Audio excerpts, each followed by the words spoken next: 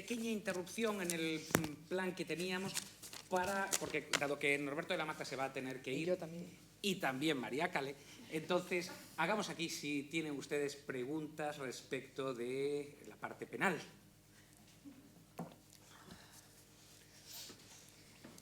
Sí, nos vamos, Eso sí, ruego concisión en la pregunta, por favor, porque vamos con la hora.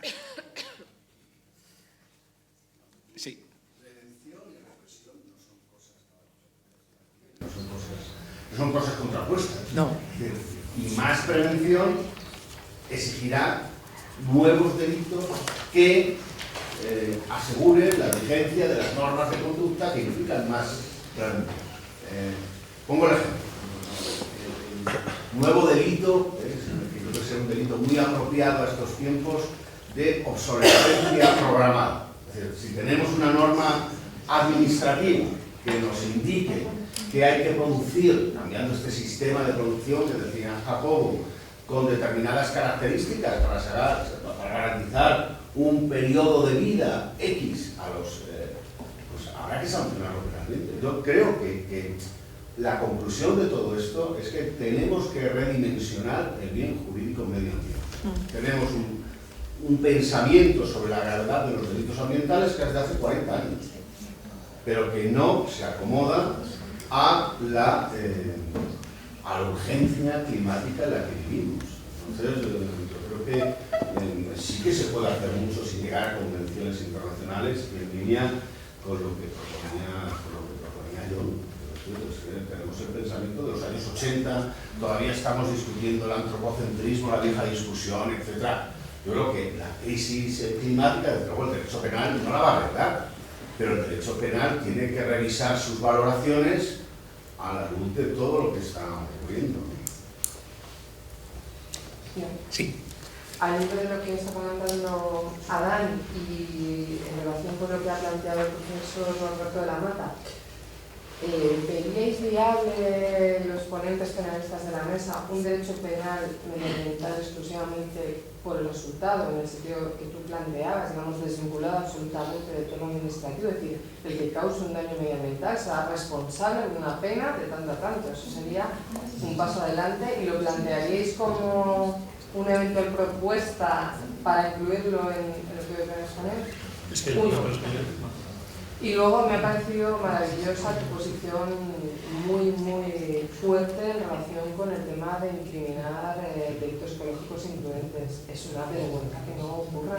Y en ese sentido, un poco lo que hemos comentado esta mañana, me parece que el planteamiento va por ahí. Yo lo imprudencia grave o menos grave, porque es que, claro, vamos a ver aquí, en fin, creo que todo esto ya ha salido, pero que, bueno, darle alguna vuelta más. Bueno, pues con lo que ha dicho, con lo que ha manifestado el profesor Nieto, totalmente de acuerdo, como siempre, con todo lo que él dice.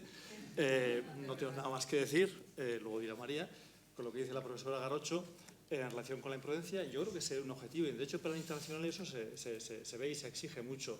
Y en relación con la ausencia de dependencia del derecho administrativo, ya lo tenemos en el Código Penal Español, en el artículo 330. No hay ninguna referido a daños en espacios naturales protegidos. Claro. Es cierto, pero ahí no hay referencia a la actuación administrativa ni a la infracción de norma administrativa alguna previa no concesión, porque espacio natural protegido puede ser en base a 1000 cosas, pero ya lo tenemos. Y yo creo que se haría una apuesta importante, buena, no hacerlo depender de nada. En la conducción bajo influencia de bebidas alcohólicas, pues ya está. No lo que diga la normativa administrativa deje de decir, no, es que mire usted, el que conduzca a 180 o el que conduzca con 0,6 grados de alcohol en sangre, ya está, comete el delito y punto. O sea, ya se está haciendo un derecho penal, no es tan difícil. Salvando que posibles situaciones de justificación vamos a tener siempre ahí el recurso de las causas de justificación, ejercicios de derechos, etcétera, etcétera. O sea, no vería mayor problema en ello. Yo solamente quería apuntar una cosa en la línea que decía Adán. Efectivamente, Adán, son compatibles la prevención y la sanción, evidentemente son compatibles. Pero yo incorporaría todavía un factor más. Me parece muy importante en esta materia la identificación de los actores. ¿Quiénes son actores? Y no hablo de sujetos de delitos, sino actores, ¿no? Actores, porque por una parte está claro que estamos hablando de personas físicas, por otra parte estamos hablando claramente de personas jurídicas, y esta mañana habéis hablado estupendamente del tema, y esta tarde yo me lo he tenido que saltar pues porque no he seguido el guión de mis páginas. He hablado también de funcionarios públicos porque me parece muy importante tener en cuenta la responsabilidad que tienen. Y finalmente, claro, un convenio, ¿no?, de regulador del delito de ecocidio, delitos medioambientales internacionales, a mí me encantan, ¿no? Se condena al Estado de México por no hacer nada por implementar tal. Condenas a los estados por no hacer nada por. No son condenas penales, ¿te parecen simbólicas? Pues no sé, pero es importante poner el acento en esa responsabilidad estatal. Tenemos 3 solicitudes, ruego brevedad. Ya telegráfica no se dice, hay que decir de Twitter, o no sé cómo hay que decirlo, pero brevedad telegráfica, por favor, José Luis de la Cuesta. Tradicionalmente, pues aprendíamos que para que un bien jurídico sea admitido en la escala de bienes jurídicos penales tenían que ser digno de protección.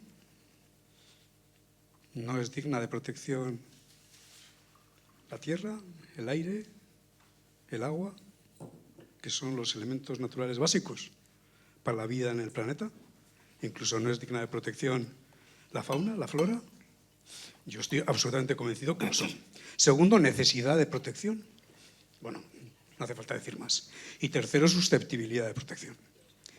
Bueno, pues yo creo que en ese ámbito no es que el derecho penal del ambiente no sea susceptible de protección internacionalmente. Es que si no se protege internacionalmente queda desprotegido. La mayor parte del mar y, por tanto, la mayor parte de la atmósfera está fuera de soberanía estatal. Está al margen de la soberanía estatal. Entonces, si no establecemos alguna norma, por lo menos un principio de justicia supletoria, o encontramos resultados que se produzcan en un territorio de soberanía estatal, o encontramos el barco, por tanto entendemos el principio de territorialidad desde el punto de vista de la aeronave, desde el punto de vista del buque, que ya sabemos que eso tiene muchas dificultades, o si no, no lo protegemos. Por tanto, para mí, convencimiento absoluto de que es necesario. Y claro, ecocidio. El derecho penal internacional va a llegar demasiado tarde. Como llegan los crímenes de guerra, como llegan el genocidio, como llegan los crímenes contra la humanidad, por principio. Pero eso no quiere decir que no lo tengamos que incluir. Todo lo contrario. Precisamente porque va a haber, tenemos que establecer mecanismos que lancen el mensaje, y si tiene alguna virtualidad pedagógica preventiva, mejor, y que de alguna manera permita una respuesta. Por tanto, yo creo que nuestra tarea es acertar. Entonces podíamos pensar, ¿basta con un delito ambiental que se fije en el resultado dañoso contra las personas, serían? ¿Contra el agua? ¿Contra el aire? ¿Contra el suelo?